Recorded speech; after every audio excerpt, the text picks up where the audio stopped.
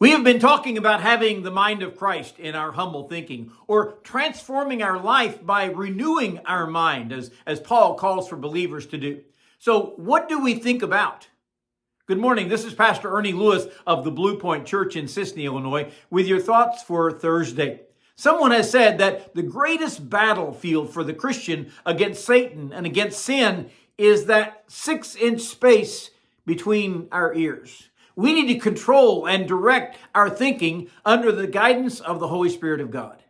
After Paul told the Philippians to practice moderation in everything and don't let things make us anxious, but instead take them to the Lord in prayer, then he calls for believers to direct their thinking in a certain way. Philippians 4 and verse 8, he says, "Finally, brethren, whatever things are true, or whatever things are honest, whatever things are just, or whatsoever things are pure, whatsoever things are lovely, whatsoever things are of good report, if there be any virtue, or if there be any praise, think on these things."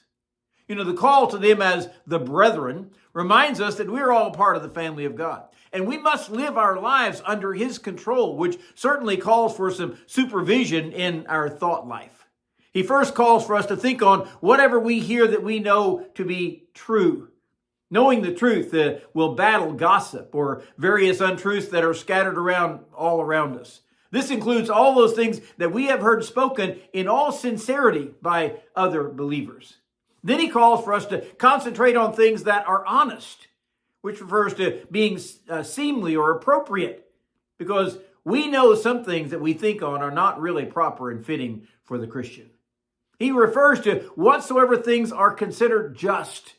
This actually means those things that bring honor and praise to someone else rather than things that degrade them, put others down.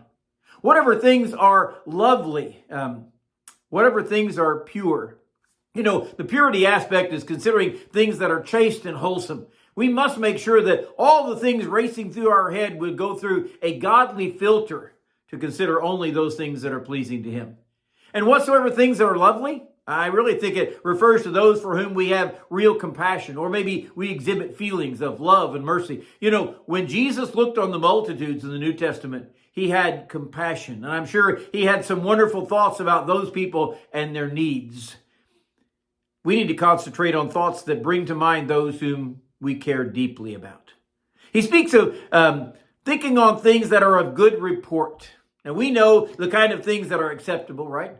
That others find pleasing or wholesome. And we need to focus on thinking about those things. If there is any virtue, or for that matter, if there's any benefit of thinking about these things, we realize that some thoughts should not even take up space on our hard drive or in our minds for that matter. It shouldn't linger there.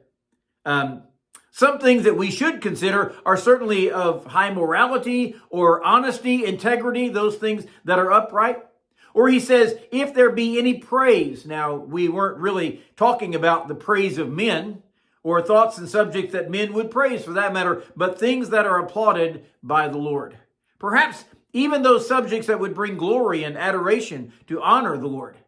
And the final exhortation, after naming all these things in these categories, is simply think on these things. All our thoughts, all our ruminations need to be centered on only the best subjects. You consider this verse as a filter for all our thinking to weed out those harmful notions that shouldn't be there. Paul says we can learn to live in moderation and we can turn to prayer instead of worry. But perhaps the greatest thing we can do in the Christian life is focus all our thinking on these things, these subjects, these ideas that are pleasing to the Lord, and will present us as a good witness to the world around us.